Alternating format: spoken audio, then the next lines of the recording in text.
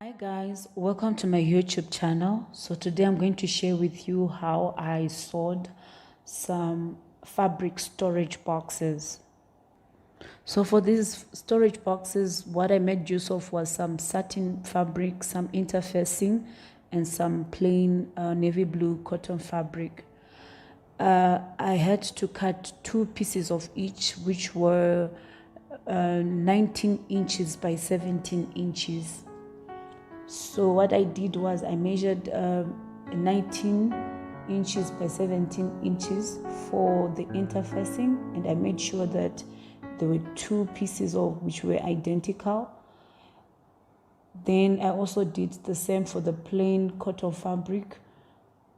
Same measurements, 19 inches by 17 inches.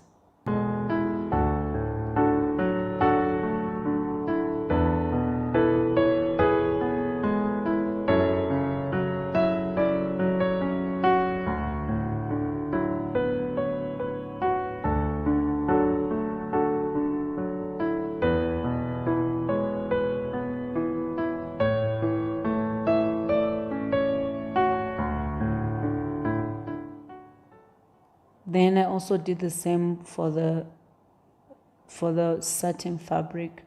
So what I then did next was I placed the interfacing, making sure the shiny sticky part, as you can see, this is the side that you're supposed to make sure is facing on the wrong side of the satin fabric. That's the side that's sticky. So I faced the wrong side of the satin fabric and the wrong side of the interfacing, and I ironed the interfacing onto the satin fabric. I did it the same thing. I repeated the same process for the other piece of satin fabric.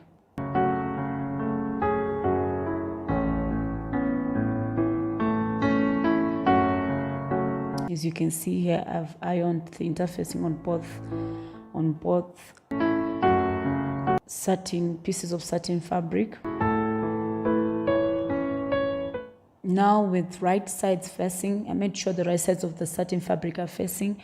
I placed this little square that I made from cardboard box, which is 3 inches by 3 inches. And I'm just going to draw using a tailor's chalk right on those corners, because those are the corners I'm going to cut out. So as you can see here, I've cut out the corners of so as you can see, this is like my fabric is a rectangle shape. The corners are put on the longer side of the fabric, which is the 19 inches side. I repeated the same process on the plain blue cotton material. I draw around the corners, 3 inches by 3 inches, and cut it out as well. And this fabric is a bit difficult to tell which is the right side, but yeah, it's meant to be done with the both right sides facing. So you place the 2 materials right sides facing, then you cut out the corners as shown in the video. Then once I was done, I measured 1 inch from the edge and drew a dotted line using a tailor's chalk as illustrated in the video. A dotted line on both sides of the fabric, and I left the upper side without a dotted line because we're not supposed to stitch there. And then I also repeated the same process. I drew a dotted line at the bottom of the fabric. So I'm just going to quickly stitch those sides. As you can see here, I've done a quick stitching on the dotted place, on the places that I'd drawn a dotted line. So I've done the same for the plain blue material. I've also done a stitching on both the sides and at the bottom of the fabric. It's exactly 1 inch from the edge.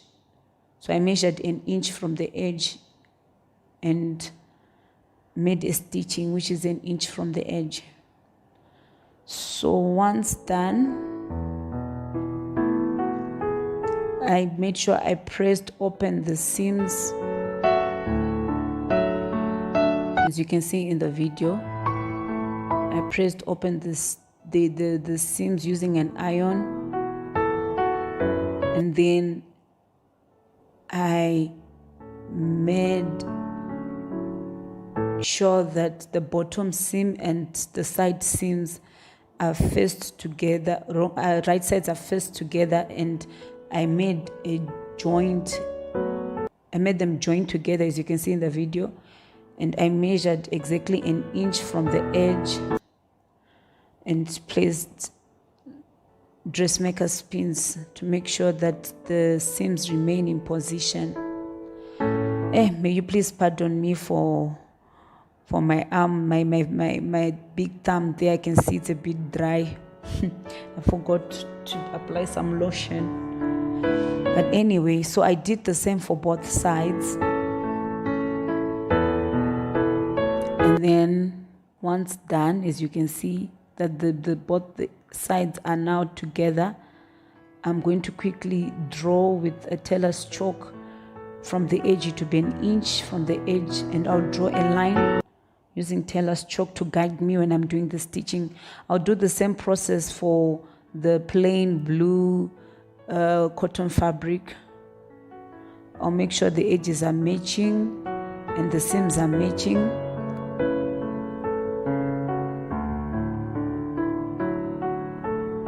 And I'll place dressmaker pins to keep the two fabrics together.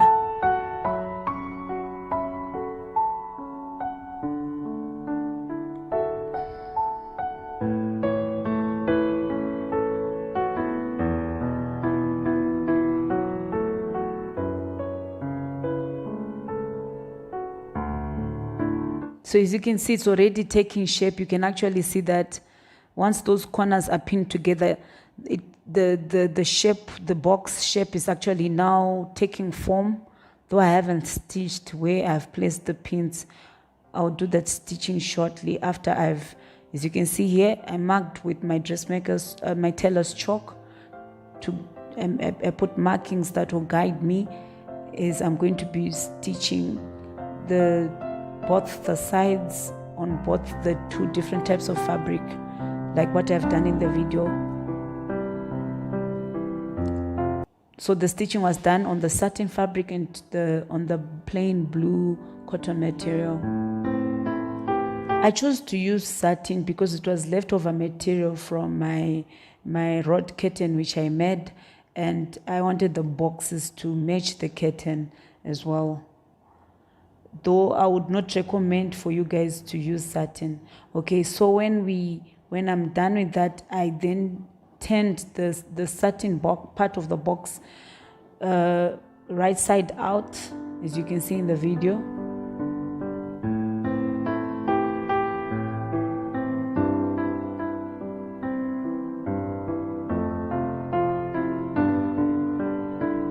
So that's me just trying to make sure all the corners are popping out and to make sure that the box is actually straightened out properly.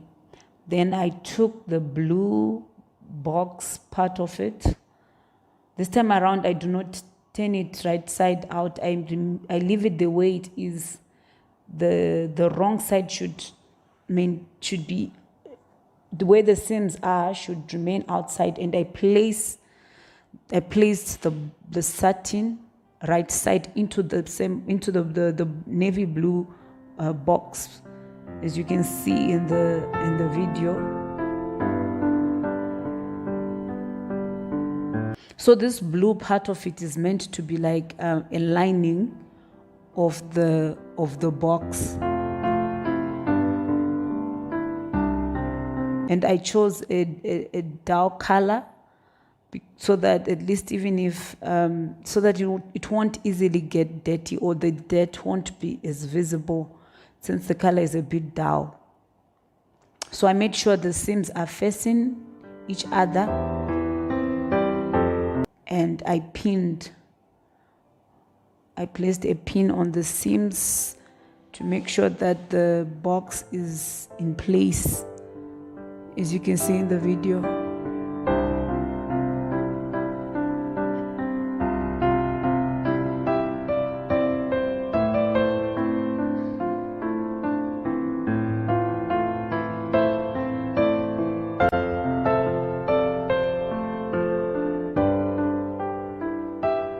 So this is just making sure that both the satin part of the box and the navy blue part of the box are seated properly and the edges are matching. Then before I forget, I made sure I placed a pin on 2 points, the first point and the second point, so that I'll remember that these 2 points I'm not supposed to stitch, because this is the part I'm going to use as an opening when I want to flip the finished item. And then I just went on to put pins right around the box, as you can see in the video.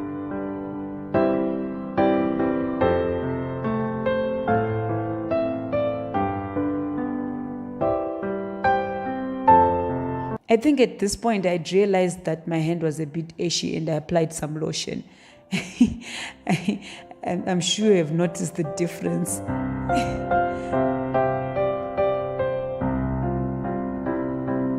Okay, so I'm done with pinning right around the box. I'm just going to draw with a tailor's chalk to mark the areas where the stitching is going to be, and making sure that my 2 points that are to be left open are still in place. So as you can see here, I've marked with the tailor's chalk right around the box to indicate the places I'm going to stitch, and the places I'm not supposed to stitch, I still have my pins on to use to serve as a marker. And I've done the stitching, and as you can see here, the 2 points I was insisting that should not be stitched are not stitched. So I do not stitch right round, I stitch from that point to the next point, leaving an opening there.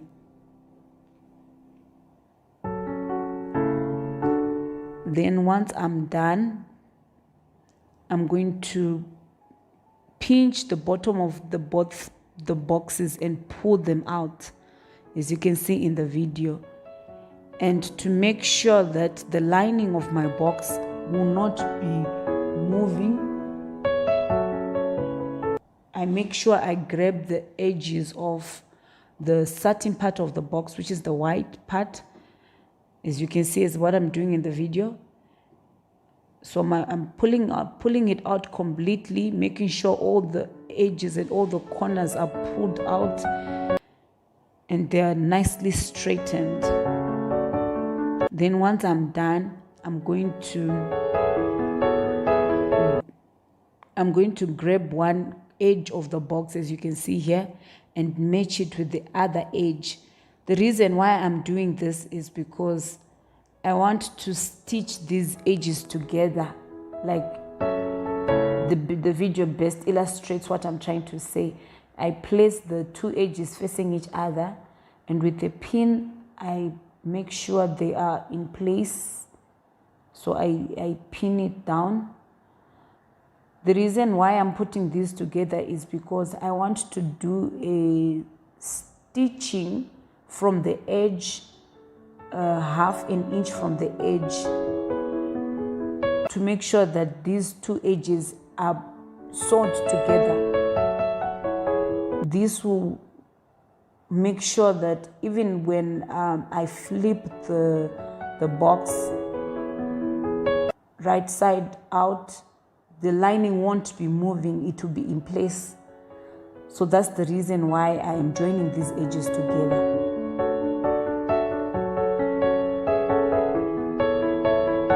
So I do it for both sides. I do it for one of the, like I did it for that side, and I'm also doing it for the other side. And using a tailor's chalk, I'm going to mark where the stitching is supposed to, the half-inch stitching from the edge that I'm going to do.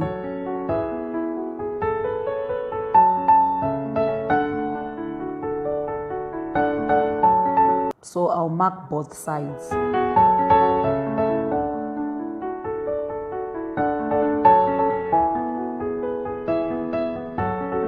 So there is my marking. So I'll stitch right over those markings that I've done using the tailor's chalk.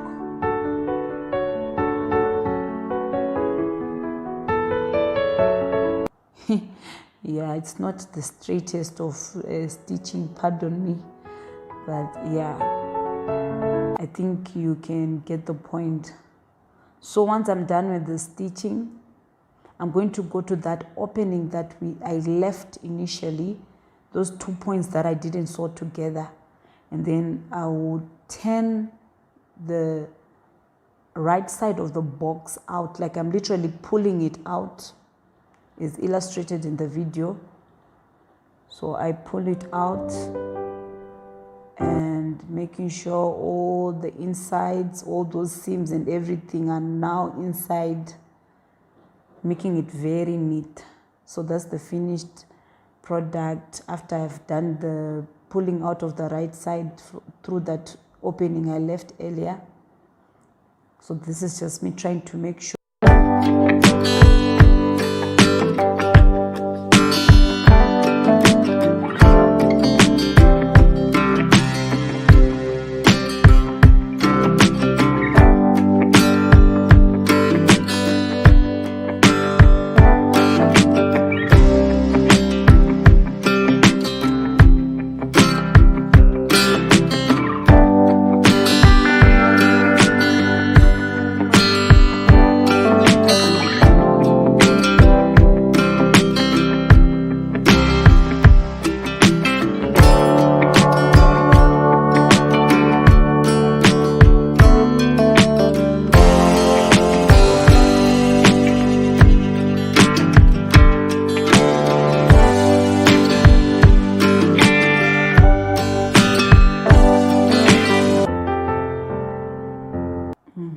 As you can see, the box is actually taking shape. You can tell that this is a box.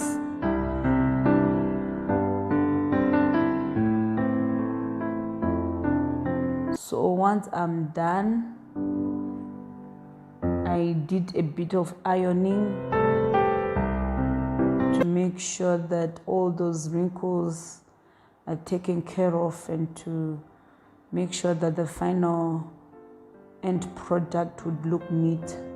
So as I was stitching, I also stitched right around the edge. So at this part, I'm going to quickly stitch 1/2 inch from the edge. This will also allow me to put a closing on that opening that I'd left earlier. When I stitch right around the edge, the opening will be closed. So I removed part of my machine. It's a part that you can detach, but if you're familiar with sewing, when you're sewing things that are going to maybe go in a circular way, it's easier to do it when you've removed the bottom part of it. So that's me now just making a quick stitching from the edge.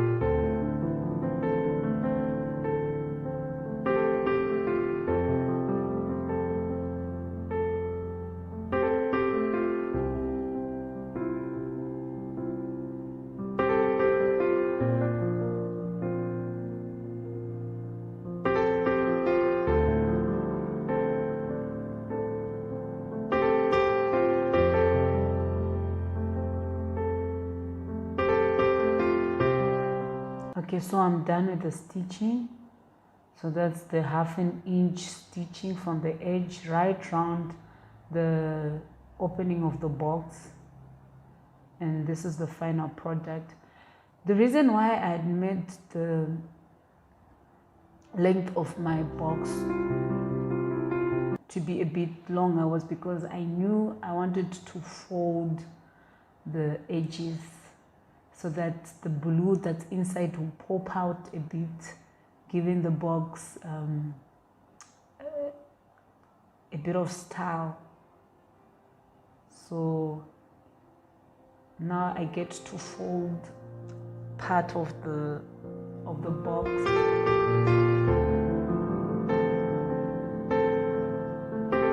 And this is the final product.